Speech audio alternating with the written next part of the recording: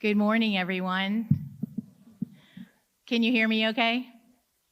Okay. Well, good morning and welcome. My name is Terry Luke, and I am the Interim Library Director for Nashville Public Libraries. Thank you. I'm thrilled to be doing it. It's an experience of my lifetime. I want to welcome everyone this morning, including those who are joining us via live stream. I would also like to thank our sponsor, Dollar General. This event would not be possible without their generous support, and we are sorry that Deneen could not be with us today. Every year, we honor a great author with the Nashville Public Library Literary Award. We recognize these writers for their talent and for their contributions to the literary world. This year, we honor Louise Erdrich, a Pulitzer Prize-winning novelist and poet. Today, as we celebrate Miss Erdrich, we're also celebrating Nashville Public Library and what NPL means to all of us. By coming together, we affirm how much we respect and appreciate NPL, and a place where everyone is welcome, where all voices matter, where reading creates joy, and where people are passionate about public service. Each time you visit our library, every time you use our library card or come to one of our programs, you make NPL stronger. So today, we are also celebrating you. When a great library and a great city commit to each other, magic happens. And having Miss Erdrich here with us this morning is definitely magical. Louise Erdrich, she is a member of the Turtle Mountain Band of Chippewa. She is the author of many novels, as well as volumes of poetry, children's works, and as well as a memoir of early motherhood.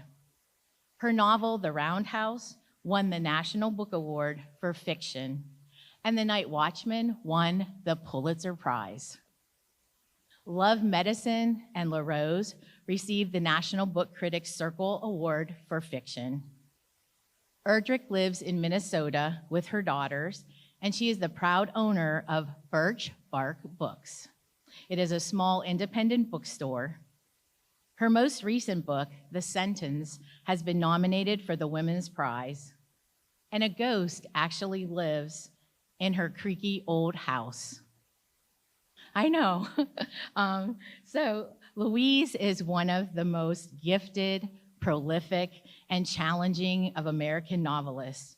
We are so honored to have her with us today.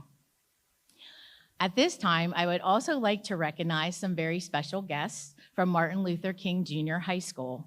They will be offering questions to Louise following her lecture. So students, could you stand to be recognized?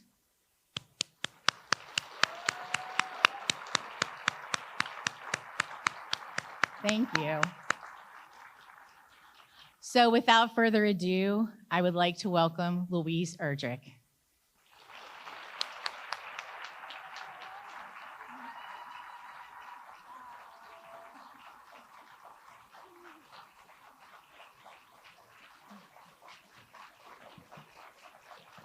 Hello, hello, hello. Oh, bonjour, bonjour. Hello, my relatives. I'm so happy to be here this morning. Really happy. That's an Ojibwe, and that's the language that my grandfather spoke. I'm going to talk a lot about him because he is the subject of this book.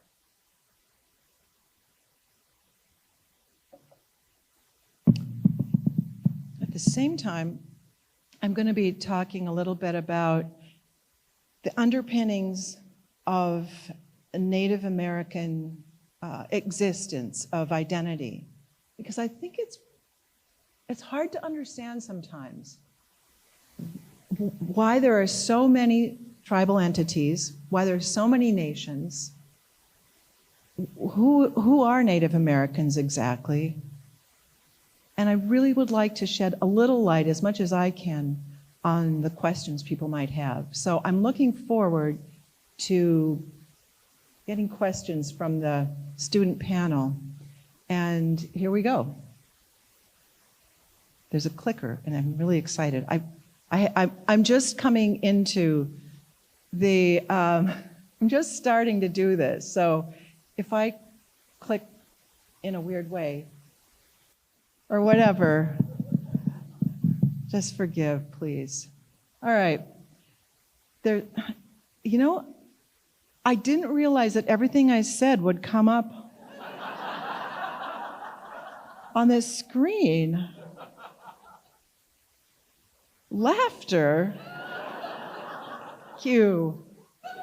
Screams. Let's have the screams. Applause. Yeah! Whoa! This is great. It's lilies. Lilies. I must have a Potawatomi in the audience. Yeah. Okay. Okay, let's see how that comes out. Potawatomi. It's kind of a Patawa dame. This is my friend Carrie. Carrie and Keverly.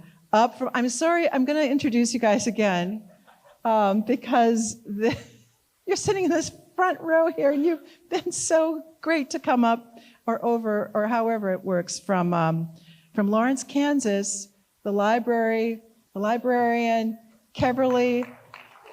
Thank you. Yes, and we have a very big connection. All right, so we're going to talk about the night watchman. The night watchman is I'm introducing myself as the granddaughter of Patrick Gorno, also known as Anishinaabe in Ojibwe or Anishinaabe-Mowin. And that word means the original man. Now, most Native American nations and tribes have a word for themselves. And it most often will say, we're the people.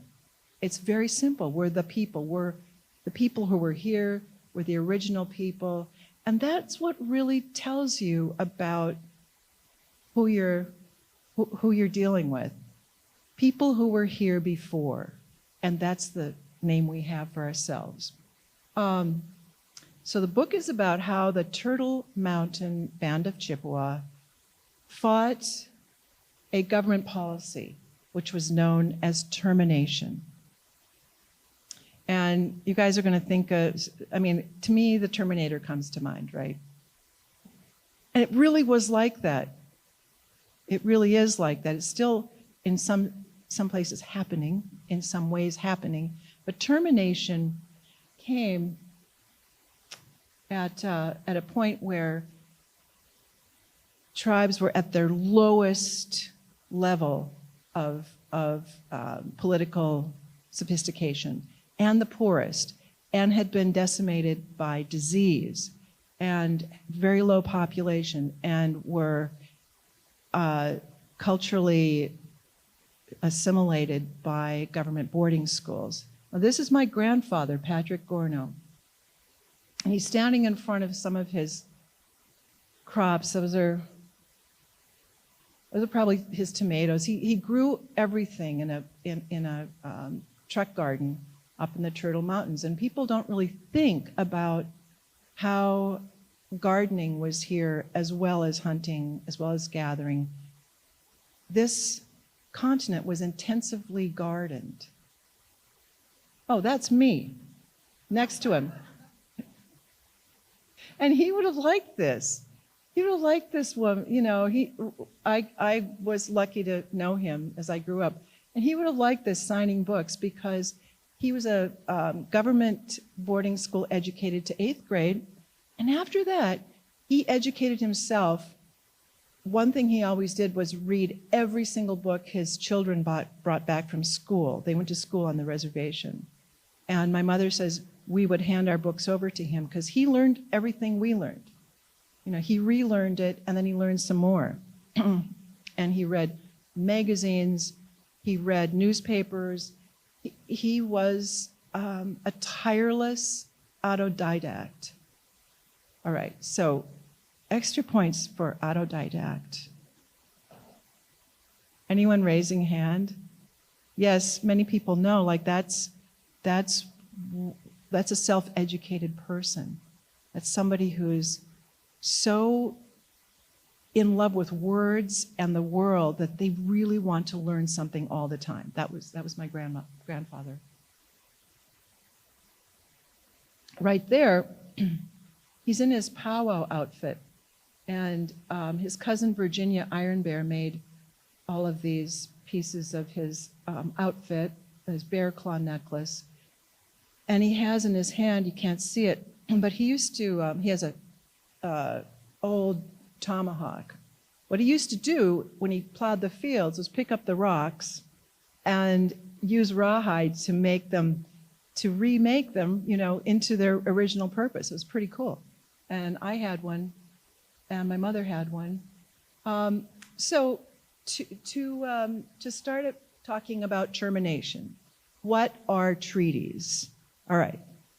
Treaties are, well, through disease and wars of extermination, the Anishinaabe, like other nations, were forced to give up our hunting and fishing grounds and our territories.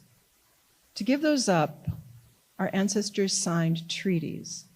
From the very beginning of this nation, treaties were signed with often superior forces, superior nations in the beginning. Before disease decimated Native people, they were the superior force. So the treaties were made in order to be able to cross hunting grounds, be able to live in peace. And they were the first promises, laws. They are in the Constitution, and they are really the foundational laws of the land, the treaties. And they're immensely important to Native people. So this particular treaty was, you know, as settlers came across, the rest of that white is Minnesota, right? And that was given up treaty by treaty by treaty. And my great-grandfather was signing these treaties all the way across. Finally, this old crossing treaty, which is the red, was signed to, you know, in as long as the grass grows, as long as the river flows, this will be your land. It's around the Red River. The other side is North Dakota. And that was what they really believed. That will be our land. That's where we're living, okay? That's it.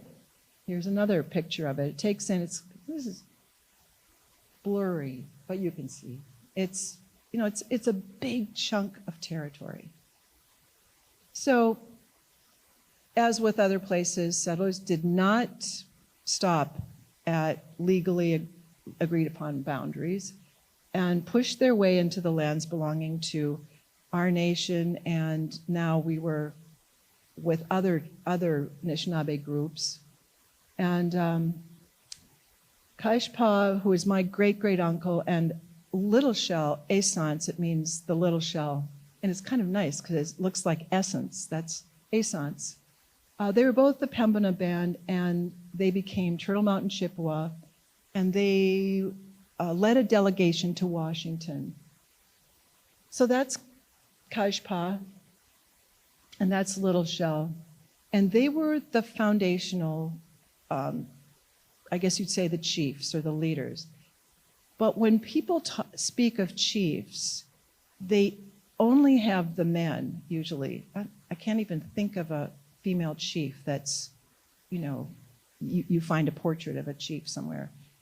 But that's not how it actually worked. There were councils, there were women's councils, there were all kinds of councils among tribal groups. And they were just as important as the chiefs. And a lot of the times, these treaties were disputed among the councils, but the government found people who would sign. And once they were signed, then the treaties existed. But in every treaty, the the people who signed them extracted promises in perpetuity from the government. They were looking ahead 7 generations the way I hope we start, and I hope we are, looking ahead in our own culture, right? I love how he's got that suit. That suit's so nice. And Lil Shell, there was this thing that my grandfather and everyone had, which was like, we're going to go out there, it's called OEG, we're going to look good. You know, they might take everything from us, but they can't take our looking good. Right, Carrie? Right, Kimberly? Can't take our looking good. And that's how they did. They went out looking good all the time.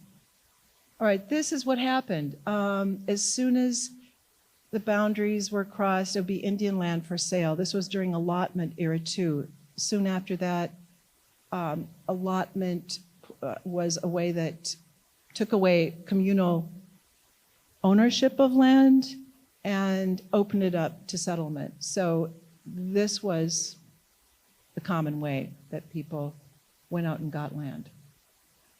And this, I just was driving on the land that was once in the Old Crossing Treaty. And it was so beautiful, and I love the sky, so I just took a picture of it. That sun was coming through clouds, and it was full of tamarack trees and birch trees, and there weren't many people living on it. And I thought, this is what they had, you know, and it's not really lost because it was not unceded, so it was not ceded. It's still unceded territory, and the Ojibwe, the Anishinaabe, still have some rights on this land, hunting, gathering, and they're still protective of this land. So this is why when the pipeline goes through land that was once our territories, we rise up and protest. Okay. This is, you remember the Old Crossing Treaty, which took up so much of North Dakota and Minnesota, right? And if you look, I'm just going to walk under this and sort of point up because I don't have a pointer. If you look at this,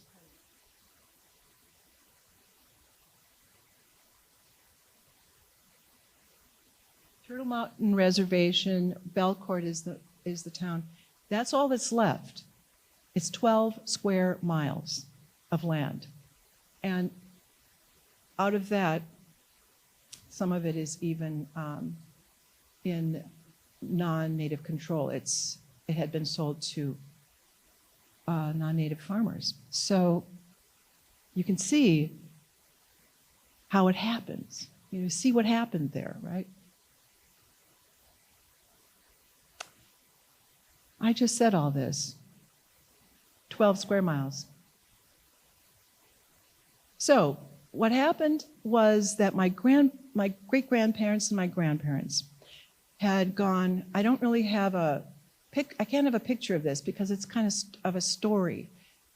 They had gone farther west into Montana, and they were following the buffalo. This was still in the late 1880s, and they were following the buffalo in the late 1870s. They were making their home wherever they could find the buffalo. The buffalo were giving them everything they needed, and they were living the way they had been since forever. That was the buffalo.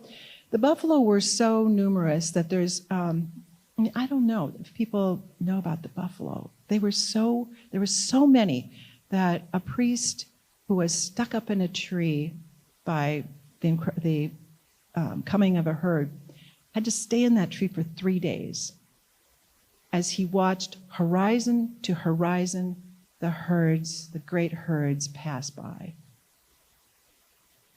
At that time, there were also an immense number of passenger pigeons. The skies were darkened. We don't know anymore what it meant for there to be a largesse of creatures, of animals, of wild animals. But that was how it was. And so my great-grandfather, who I also knew, because he lived to be in his late 90s, had gone from a world where there was this enormous bounty to a shrunken world where he had to quickly learn to farm the land. Now, my grandfather went, I think very smartly, he went and apprenticed to a truck farmer who was a half native guy, and he learned to farm, and then my grandfather learned to farm, and the government was handing out plows and seeds, and they did learn to farm relatively quickly, all right? So I find it just incredible that within one generation, I mean, people who came over from Europe it was very hard to get a grip on farming and on the land. But they knew the weather and they knew it was going to happen every year. So they had this giant farm. So that's his first team. That's my grandfather when he was young, his first team. And this is what they farmed. They were all so excited. You know, you can tell. They wanted to show giant vegetables, like the biggest vegetable that they had, right? So that's my Aunt Gladys with her, it looks like they have giant squash or cucumbers. What do you think they are? I don't really know. Cucumbers? Those are cucumbers. And that's my mom with the giant squash. She's so cute. That's a giant Hubbard squash there. And that's my grandfather. I think this is my favorite picture of him because he's just like so cool. He's got his fedora on and he's farming and he loved cars. And he's on he's got his two cousins with him and his dog, and he's just so cool. So, yeah, he had a lot of confidence. I think last night I told how he went to the government boarding school in Wapaton, North Dakota, and he got kicked out, and he petitioned to get his way back in. And he'd also gone to Haskell. His sister, Sarah, graduated from Haskell with she had so many people on her side by the time she graduated. She was just a star, and she became an accountant. She went back to the Turtle Mountains and started a store for her people because, you need to have a store if you're going to settle down. And she did that, and Grandpa started this truck garden. He supplied hospitals and restaurants and school. I mean, they did an amazing thing there, and everyone was involved, the whole family.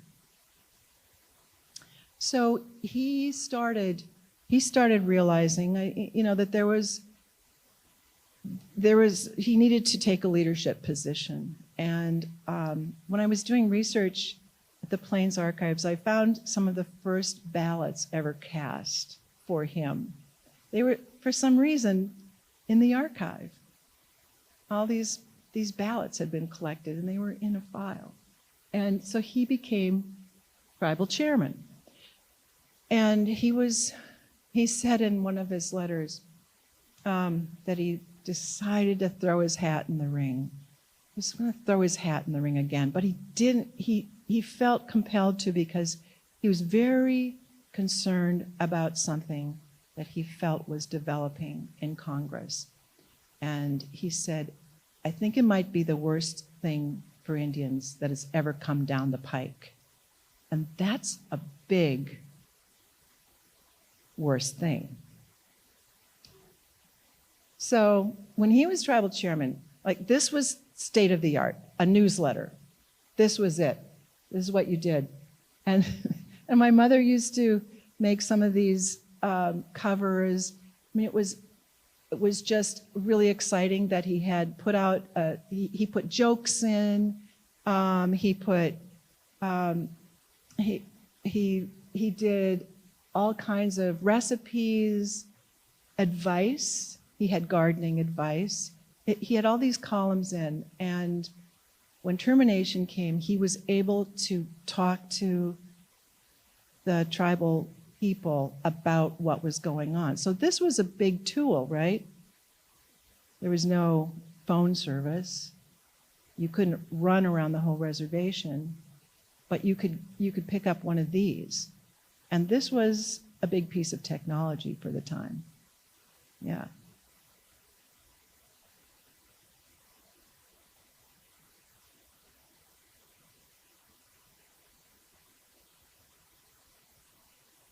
The other thing he did was he got this piece of,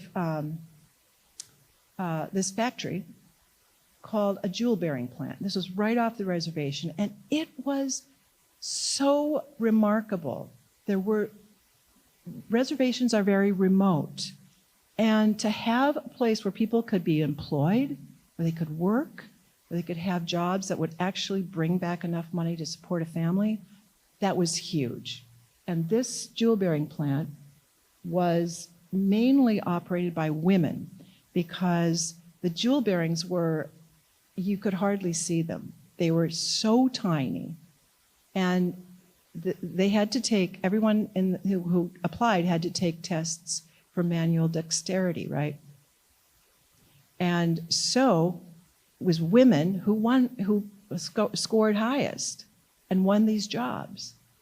And they thought, well, it must be because, Indian women do beadwork, because these little jewel bearings are like beads. Who knows? Anyway, I think my grandfather thought that it was because he'd been the recipient of many a sharp eye, many a sharp glance, and because women just knew how to look right through anybody, especially a man.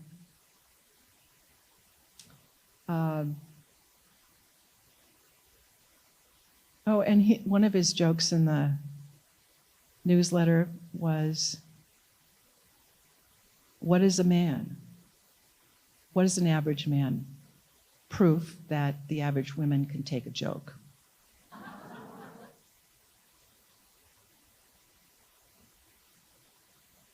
So Thomas Wajcik, he's like my grandfather. He's in the book.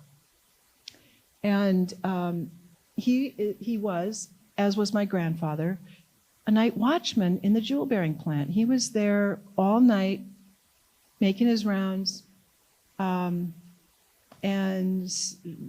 reading or writing at his desk. And my other main character, Patrice, I always like to think of that woman in the picture as Patrice. She had extremely sharp eyes in the book. And at night, Thomas, like my grandfather, wrote to keep himself awake. He wrote all these letters. Oh, this is the jewel-bearing plant now. It's still there. This is the front door. Kind of cool. There's a thunderbird.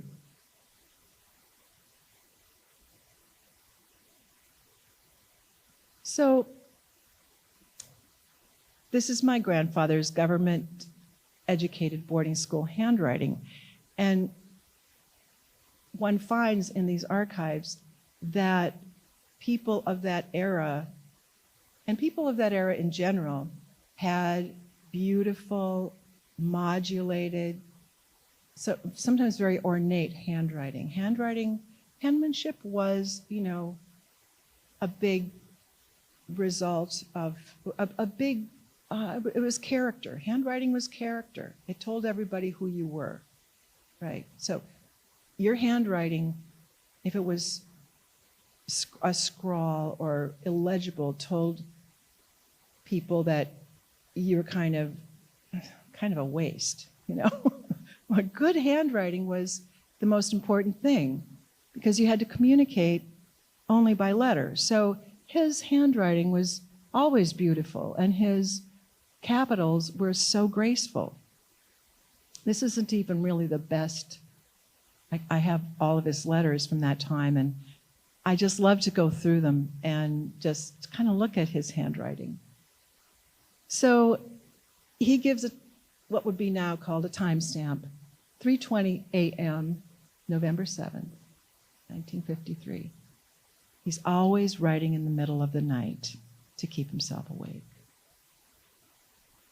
And he always starts with weather, there was this way that letters were supposed to be written, and you could tell that he'd written many letters in school using the Palmer method. That was the way people were taught their handwriting.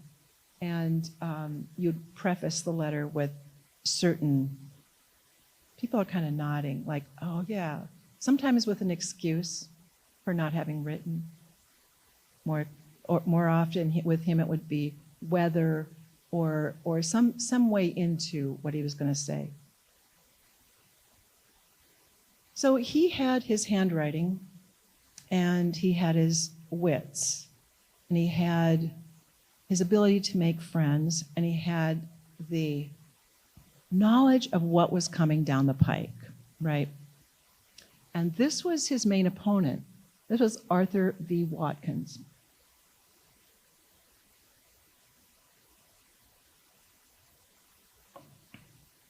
Arthur V. Watkins was a senator from Utah.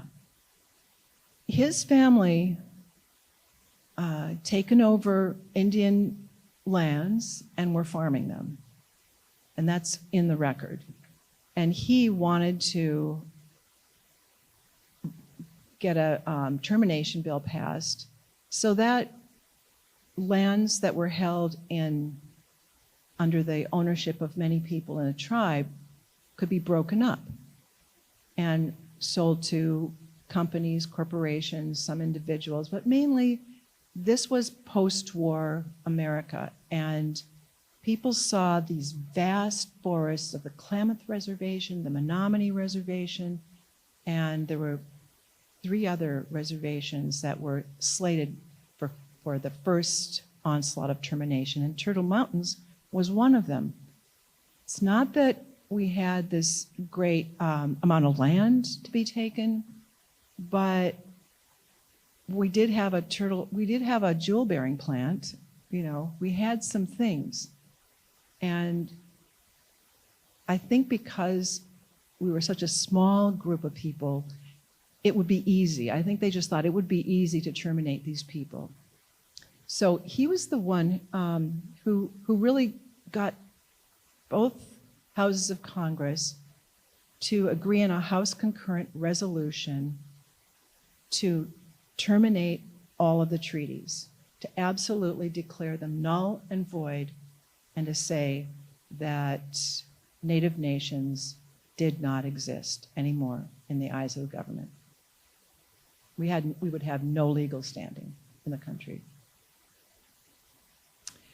And this is how my grandfather began to fight back. He was making friends. He made friends with Milton Young, who was the senator in North Dakota, and he made friends with everybody around him. That's what, as I was researching it, I looked at the number of people that he brought together, and I kind of think he had something that Ann Patchett has. This ability to bring people together, to really from the heart make friends with people, to talk to people to never lecture people, to just talk to people on their own ground, to meet people where they are. And so that's how he started. And he collected, so once he found out about termination in the summer of 1953, and in March of 1954, that's when they were slated to go up against Arthur B. Watkins and Congress and give their testimony as to why they should not be terminated. That's no time at all. They didn't have a fax machine. They didn't have an internet. They they were basically, they had the U.S. Postal Service in order, on their side to get people together. And so that's what they were doing. He was sending letters. He was going and talking to people. And he was also working as a night watchman all night, awake all night. So nobody had testified against that bill as it was being passed by both houses of Congress. And I think I said all of this. I don't know if I said that in his letters. He said, "Well, I slept about 12 hours this week." Sometimes he hallucinated a friend of his sitting on a bandsaw, and he would drop his sandwich, and he put these details in his letters. I think he was so he was so afraid, he was so desperate. He was such a man of his people, and he loved his people, and he knew what could happen. So they were raising money, they didn't want to depend on the government for money for their delegation to go to Washington. So they had these boxing matches. It was the golden age of boxing. And these boxing matches would bring in a lot of money. It was what they did, what they could do in the auditorium like this. They would set it all up, and they'd have Golden Gloves or local boxers come in and do their, and slug it out. And people would pay to see it, and that's how they raised some money. And I thought about it as boxing for sovereignty, because this is what raised money for them to go to Washington. So they testified, the delegation testified, and in addition to this, I tried to get pictures of the petitions that they signed, because you could see all these people with their boarding school education. They were beautifully signed petitions. Unfortunately, they were on a kind of paper that I couldn't copy. They were a yellow paper. It didn't show up. But I copied them out of the National Archives, so those petitions are still there. And a friend of mine said, "Oh, a petition? Yeah, he was an organizer." Yeah, I always hear about organizers, like Obama was an organizer. People are organizers. Yeah, he was an organizer. He had petitions. He made those friends. He made those connections. He had the VFW. He had young people. Everybody was involved with this effort. And then they get there, and this mind-blowing thing happens. This was the day that Puerto Rican nationalists brought guns into Congress and shot into members of Congress. And these were the people who did that.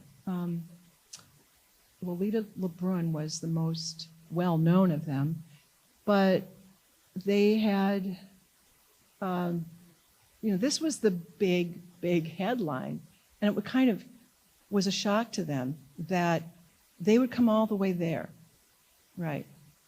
Expecting to go into a world where order prevailed, where you said your piece. But no, there were other people who wanted recognition. They weren't the only ones. So, as it says here, one congressman was wounded, and there were no headlines that reflected the drama that occurred when another small and seemingly powerless group of people, a group of citizens, quietly argued for their existence. Native Americans had been granted citizenship in 1924. They'd been granted citizenship because without citizenship, they still fought in World War I. So, as it happened, termination did sweep across the country. tribes that underwent termination either went totally, I hate to use this word, but extinct, because nobody could find members after about 10 years. They kind of melted into the cities. And people lost, millions of acres were lost of the little pieces of land that people still had left. It was a disaster for Indian country. But the Turtle Mountain Chippewa were not terminated. One of the few. And I think that one tribe going up against the government and getting it together to organize themselves and not be terminated gave enormous hope to other tribes. Because before, tribes were falling like dominoes, and this one tribe stood up, organized, fought, and was not terminated. So, as a result, we have my brother. He works for the Indian Health Service. And the Indian Health Service is one of the pieces of the treaties that is supposed to last as long as the grass grows and the river flows. So there should be some medical care for Native people. And he's got his Indian Health Service ID right there, and he's looking really serious. He's a nurse on Sisseton Wahpeton Oyate, and he's got a badge that said, "Have you gotten your COVID shot yet?" Yeah, he's saved a lot of lives. He's saved so many lives. All right, so as long as the grass grows and the rivers flow, and as I said, these were the words included. Now, I guess, you can call the rights that were guaranteed as rent in perpetuity, because we are at this moment standing on Native American territory. We are here on Native territory. And termination, which was meant to remove the treaty rights, was eventually replaced by sovereignty, which meant that Native nations could now determine our own destinies. After this, a number of laws were passed. One was the Indian Religious Freedom Act. Up until the Indian Religious Freedom Act, and that was 1978, Native Americans were not allowed to practice our own religion. So, this is such an irony, right? In a land where religious freedom was the first right that people, the reason people came over here from Europe, Native people could not practice their religions. So what happened was, couldn't dance, people couldn't dance. Now we see people can go to powwows, but couldn't do powwows unless they danced on the 4th of July. So there were these big 4th of July powwows everywhere.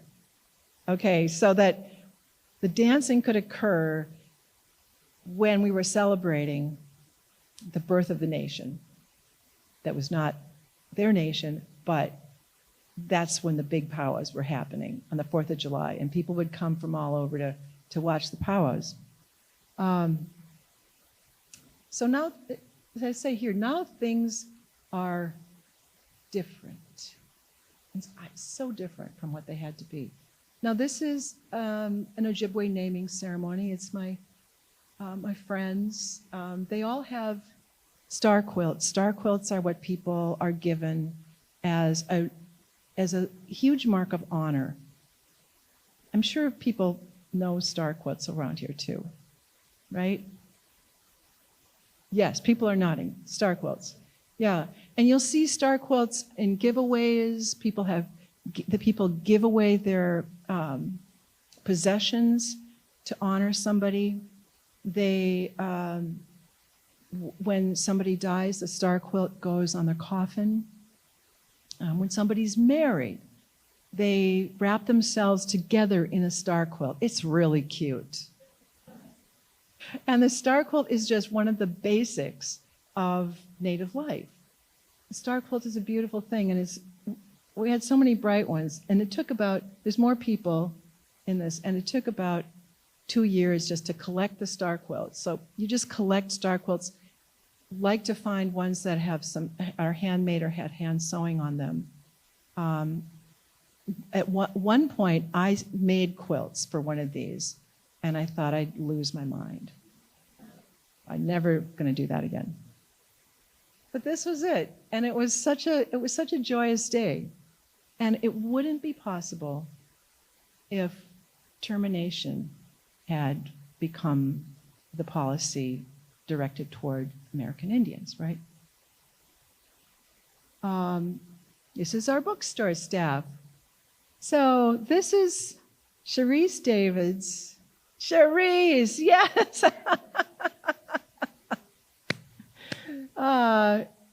Does everybody know who Cherise is? Carrie, who's Cherise?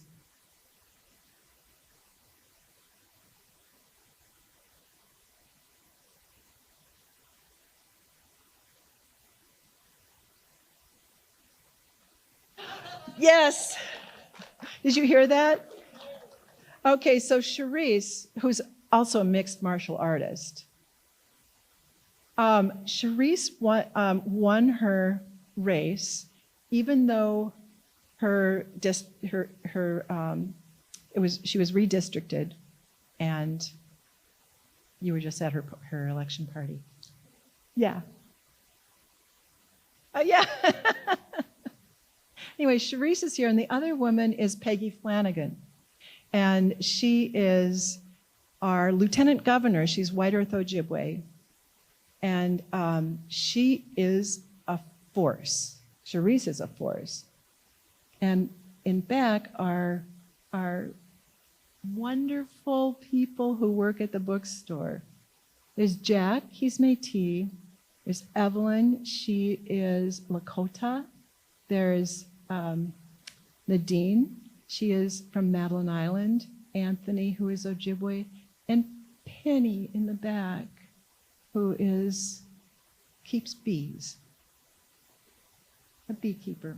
They're wonderful. And so we have these.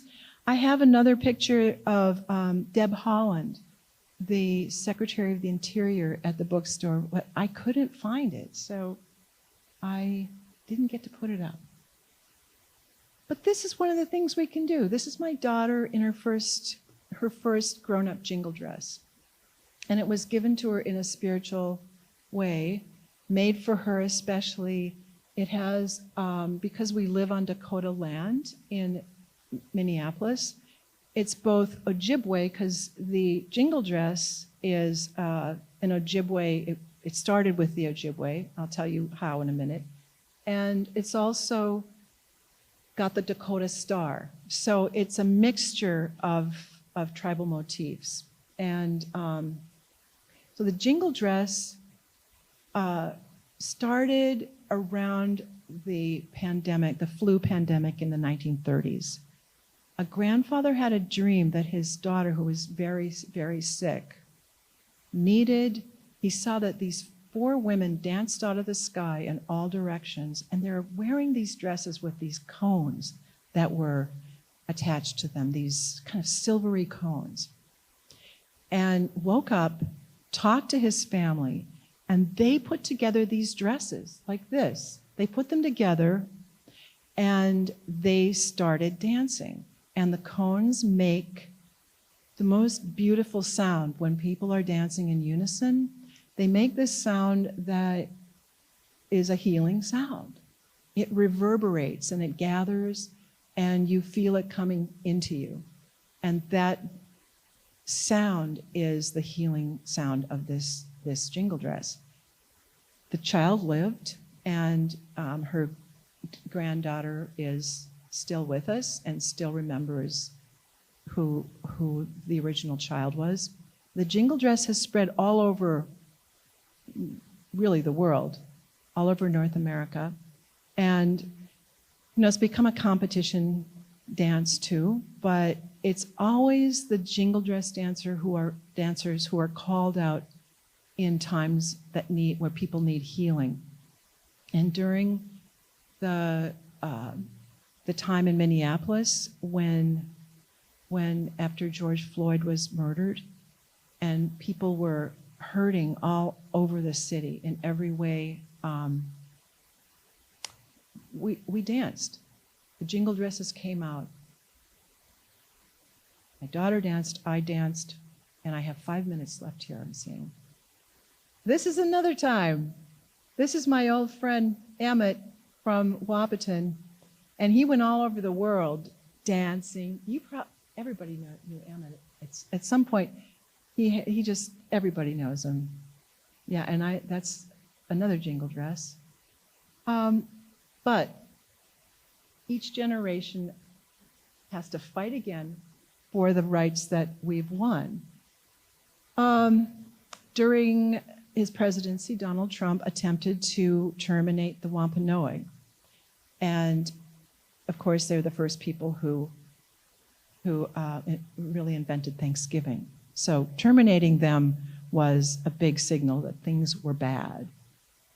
And right now, last night I talked to someone about this. There's a Supreme Court case that has to do with the Indian Child Welfare Act. And that act was established because thousands and thousands of Native children were being taken from their homes, which were judged inadequate, and given to non-Native parents. And the Indian Child Welfare Act merely states that we're going to try and keep the foster parents and then the eventual adoptive parents in the tribe. So we want to keep children in the tribe. I know people who've been adopted out, who've later had to find their way back to their people somehow. And it's a very painful experience. They may have a wonderful adoptive family, but they know that they are Native. They know that they have a tribe, and people always want to know.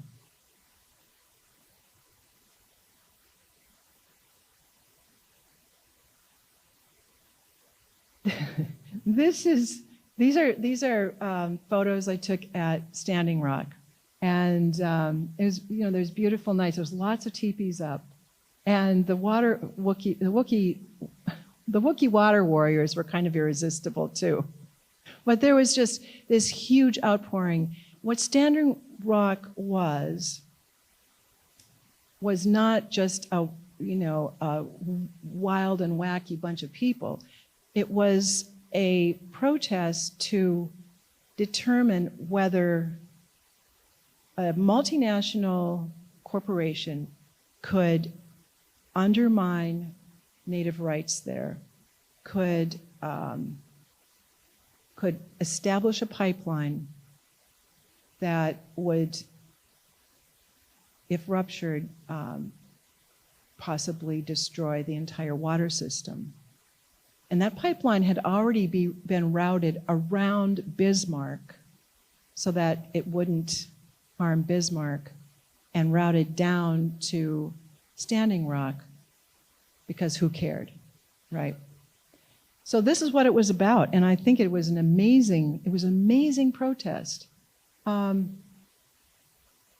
There's my daughter again and her buddy, and they are protesting line 3, another line. And these protests are not just about Native rights, they're about the whole world, because the world ended for Native people. We know it, the world ended. 99% of Native people died of old world diseases and clawed back into some form of tribal sovereignty.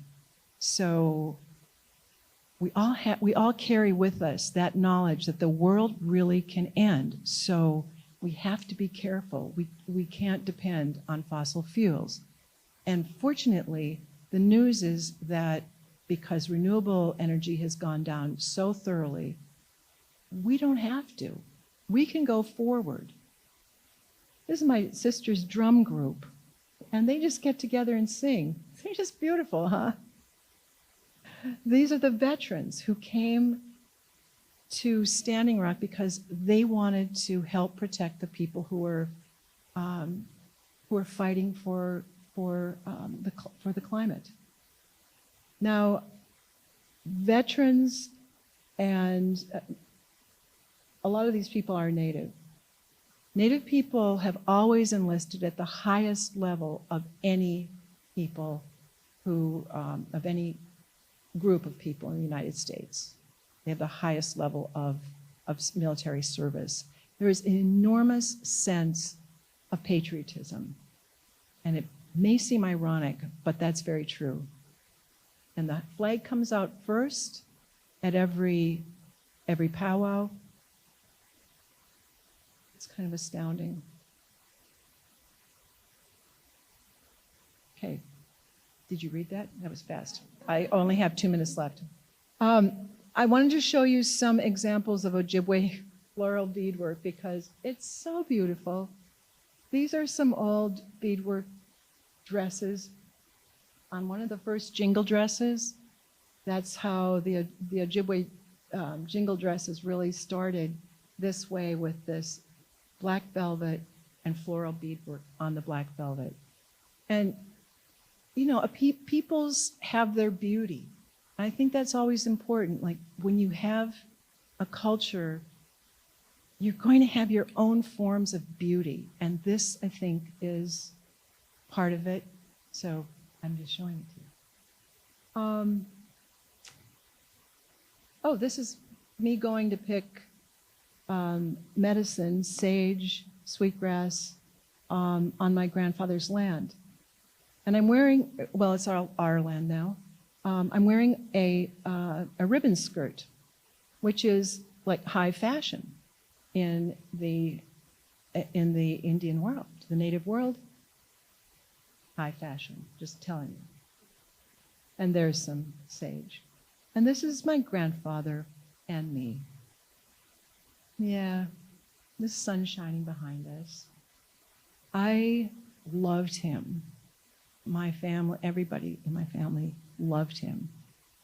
After he came back from Washington, he had a stroke and a series of strokes. And over time, this brilliant man lost so much, and the stress of what he had done really, and eventually demolished him. But he was so good and he was so kind. He was of the old generation who, when he prayed for everybody and everything. He didn't limit his prayers in any way. He prayed for all of us, all of you. He prayed for all of you in the future. He prayed when the Apollo, when the moon landing happened. He prayed for those astronauts. And they came back. You know, his prayers were strong. His prayers were strong. Thank you.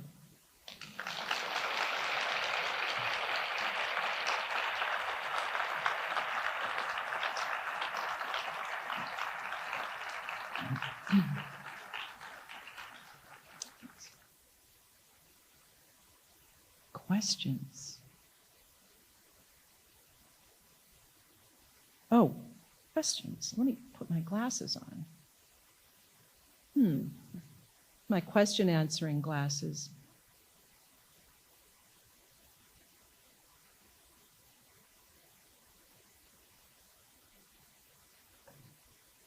Hi, thank you for being here with us today. My name is Kevin Rome, and I'm a senior here at MLK Magnet. One of the challenges of the AP Literature course I'm taking is the ability to identify complex emotions and establish clear character. So I'd like to ask you how you go about establishing complexities in your characters' thoughts and feelings, and how those sentiments have been inspired by the conditions you face in our world. That's a great question. I just want to say, wow. All right, so I try not to have characters that have one level, and that always act the same way. I don't believe in human consistency exactly, but, and I know characters are supposed to be consistent, but that makes them less human. And so I try really hard to start my character. I'm not in control. Somebody seems to whisper in my ear a little bit. I hear somebody talking, and I start writing down words and start figuring out who I'm talking about. And somewhere in there there's going to be an action that, what exactly are you doing? What are you saying? And I'm going to be a surprise. I'll put the paper down, because I write by hand, so I write everything. Just like my grandpa. Then I sort of regard what that character has done, and then I realize this is depth, and I keep going with it, and it might not be the best behavior. It might not be the kind of character I thought I was writing, right? So that's how I work on a character, and it sounds odd. I mean, I don't even know if it sounds plausible, but I let the characters come to me, or I try to. Does that make sense? Yes, thank you so much. Thanks.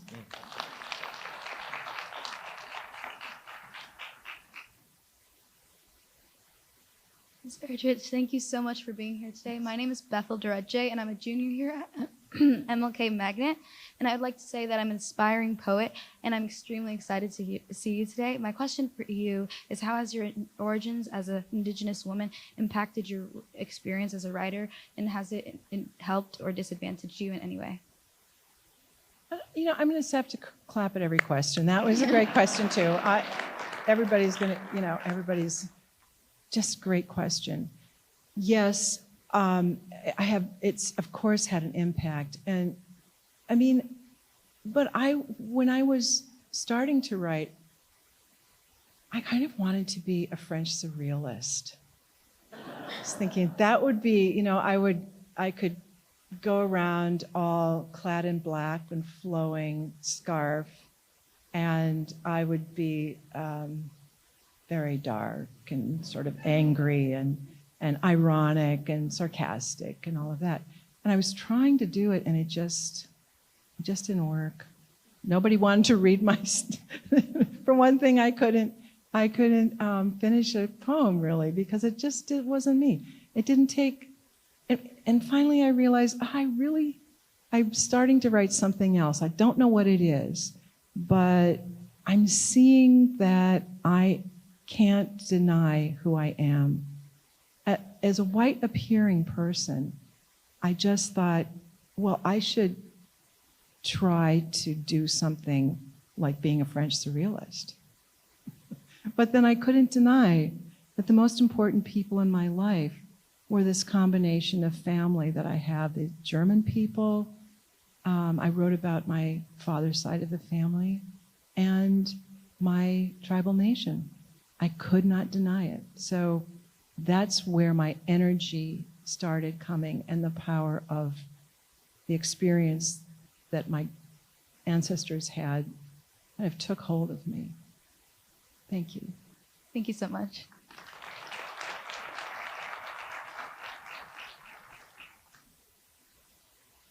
Thank you for spending your time here with us today and sharing your wisdom with us. My name is Lily Berry, and I'm a senior here at MLK. As an accomplished author, what is your advice for someone who wants to write more, develop storytelling skills, but may not have the time, inspiration, or motivation? Would you have any recommendations for a good starting place in sparking creativity? I'm just going to give that one a big... No time, no inspiration, no motivation. Okay, what advice? So you're asking me how to get time, inspiration, and motivation. Or like how to work around those things. All right, so in terms of time, I mean, we all have time. We all have a little time because kind of look at what you're spending your time on and say, well, I'm going to lay that aside. All right. Inspiration. So you've made yourself some time. You know, stop doing something that's pretty much useless. I'm not saying throw away your phone or whatever, but stop doing something that's just not your favorite thing. Inspiration is everywhere, and I find it in any little moment during the day. You can find it in the most insignificant place, you know? And so sit down, close your eyes, and let your mind open. Spend some time, not writing, don't write for a while, but just spend some time and let images and things you've done and things you've seen flow into your mind. Something will come up that grabs at you. Motivation. Motivation is really hard. I have a hard time. I never have to motivate myself to write. And that's because I've done the other two things. I found the time. I am open. Like I had a great teacher, Hannes Beckmann, from Germany, an art teacher. He said, leave the door open. You know, leave that door open in your mind. That's where your inspiration is going to walk through. And that's where your motivation is going to come. All right?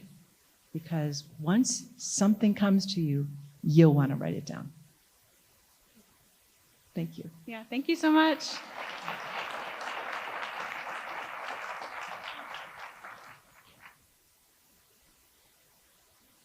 Hi, thank you for being here with us. I'm Lottie Cardwell, and I'm a sophomore at MLK. So I read your book, Original Fire, and because I like poetry, and it references animals and the natural world a lot. In the poem, The Strange People, you describe someone as a doe, and in the poem, My Name Repeated on the Lips of the Dead, you describe someone as a small spider of a woman. How do you choose to compare certain people to a specific animal, and can you discuss the significance of your choices? All right.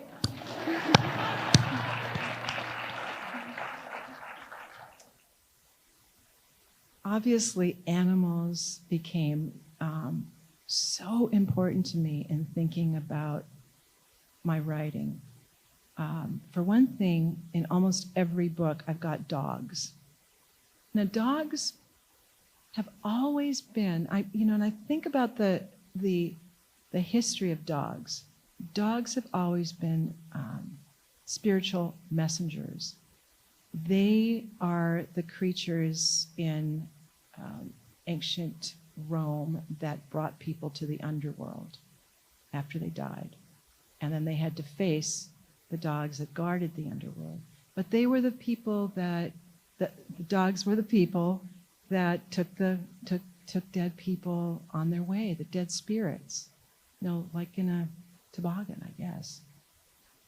So I thought about creatures and their mystical kinds of histories. I have lots and lots of books about the different ways dogs and people came together. I'm only going to I could talk about spiders because they're important to Lakota people. All kinds of people have important animals. You know, we all do, I think. Frida Kahlo had her little hairless dogs, right? So animals are they give us an enlargement of our senses. We see, if we are in tune with another animal, we know from their behavior exactly what's happening. Not exactly, but we have an idea.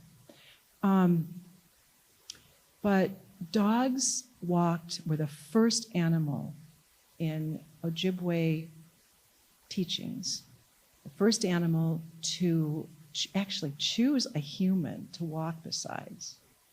And why would an animal choose humans, right? That was what, in the humility of Ojibwe elders, the animal would actually choose us. Why would an animal choose us? What makes us so good? You know, so that was why there's a story that this alien group of people came down. They liked the Ojibwe. They said, "You are a good-looking people. You're the ones we want to take back to outer space, and we want to treat you really well." So they said that to these Ojibwes, and they said, "Well, okay, we want to go with you. Things are kind of harsh here, and we'll bring our dogs, right?" "No, you can't take your dogs." "Okay, we're staying down here with our dogs." So I just have all kinds of stories about animals, and they're important to me. You said spiders, dogs, what else? Said a doe. Oh, the doe, that's big in the poems. And also in Anishinaabe and Plains culture. The antelope, so there's this story about the antelope woman and about how she is, you know, she's disguised as a human woman because antelope have these beautiful faces and beautiful markings, and they can be disguised as humans, and they're very seductive. And out at a bar, you might meet this woman and you might fall instantaneously in love, but they're dangerous. And you don't notice until you're in a dark, you know, you're in a dark space walking beside this woman, and she might put her foot over here, and you see that it's an antelope hoof. And you know you're in trouble. So there's all kinds. And then the strange people, that's what I was thinking about. Thank you. Thank you so much.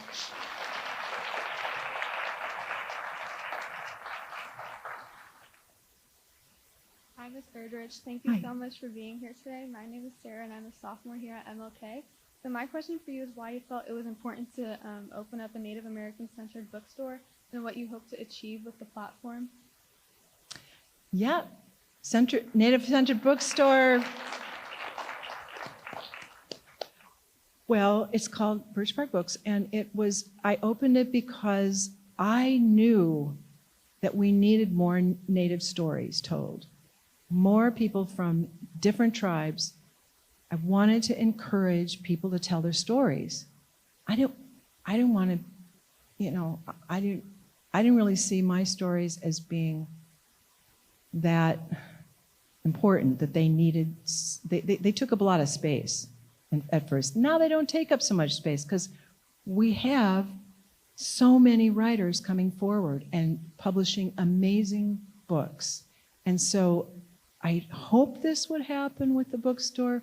When we started, it was just a little, we only had a little shelf of Native American books, and now we could fill the whole store. It's 800 square feet, but we still could fill the whole store. And they're just packed in there. Poetry and, oh, if you haven't read Natalie Diaz, she won the woo, yes. Natalie Diaz. I'm going to pretend that wasn't you wooing again, Carrie, but woo! Natalie Diaz, you want to read post-colonial love poem. Wow. That's it. So that's why I started it, so that, because I hoped we would be in a position to put forward Native writers, and it's happened. It's happened. People have been writing and publishing the most amazing work. So you can look on our website and see the books, then you can go over to Parnassus and buy them. Thank you so much. Yeah.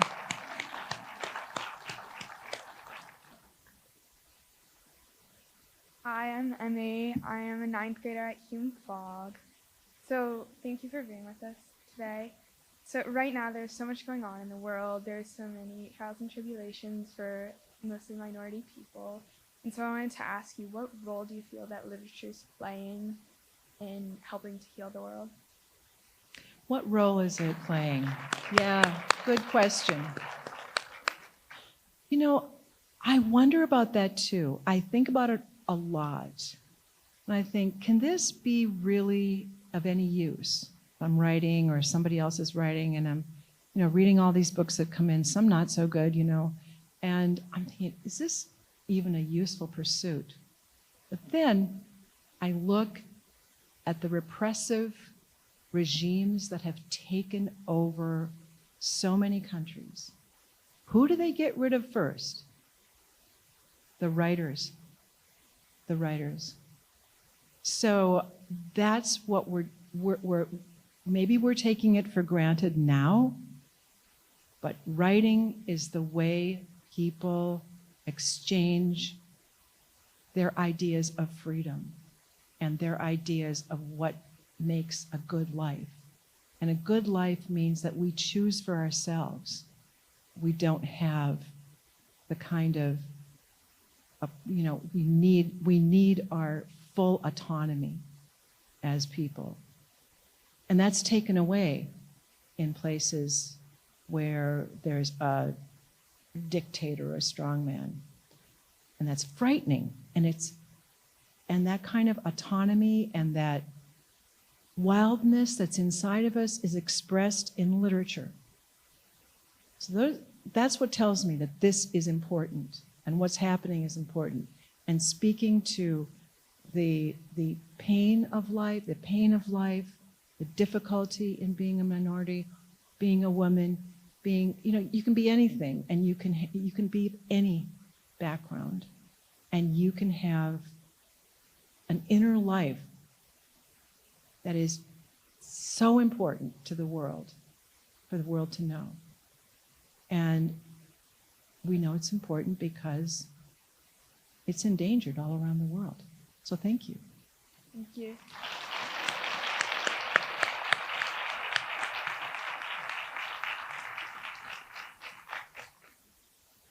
Thank you for being here. My name is Amy Rodriguez-Calva. I'm a senior here at MLK. And recently in my English class, we discussed heroes and the many aspects that create heroes. And who would you say is your hero when it comes to your writing process, and which of the qualities that make them a hero is most important to you? Heroes in writing. Well, my literary influences are my parents. My father wrote to me every few days while I was in college. And his letters are filled with quotes from Horace, with these wonderful stories. He was a wonderful storyteller. And my letters, I've saved all of his letters, and I've carried them all around in my suitcases my whole life. They are my treasure.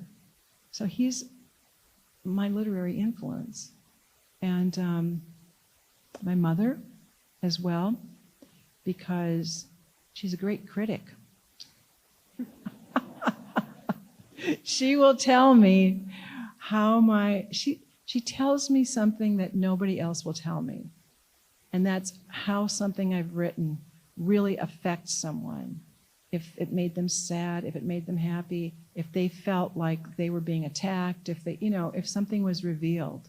And I try very hard in my writing not to write about people who I could hurt. And I've learned that over time. I've got to be careful with this. So they are my main literary influences. Thanks. Thank you. Thanks. Thank you, everyone, for coming out this morning.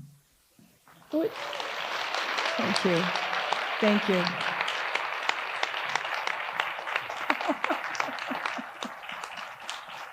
Thank you.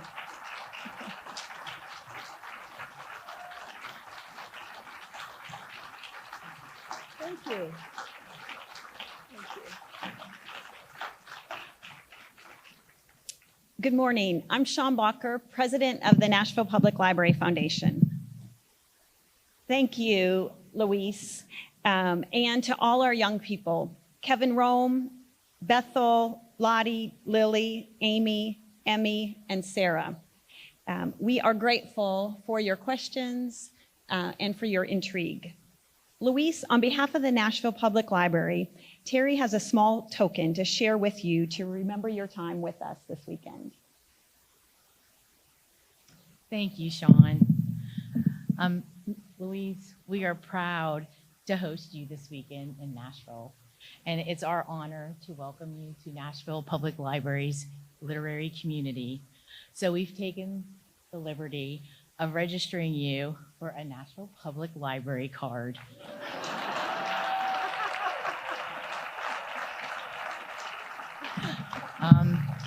We've actually framed the wallet-sized version, but I've had the keychain, so you can actually check out books if you'd like. So welcome so much. This is such an amazing community. You all are the reason that NPL is what it is. So thank you so much, and we're just thrilled to have Louise be part of our community. Thank you. Thank you. Thank you.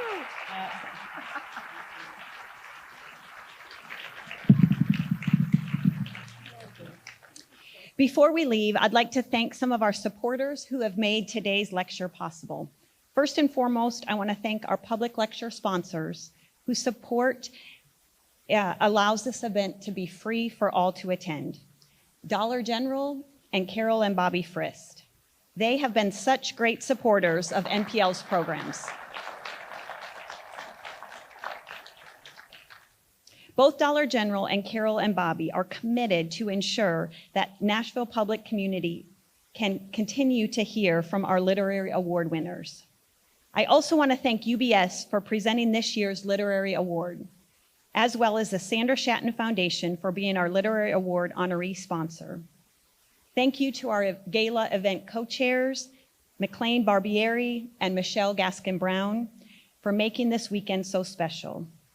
A special thank you to Dr. McShepard Ray and Martin Luther King Jr. Magnet High School for hosting us this morning.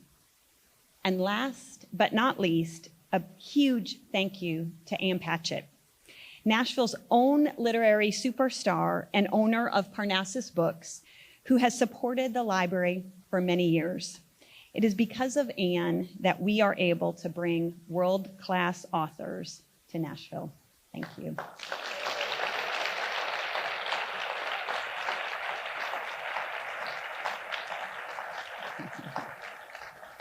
And speaking of Parnassus Books, they have signed copies. As you leave, Louise Erdrich has signed all of the books. So please take a look, pick your favorite 1 or 2 or 3. And thank you all for coming out this morning.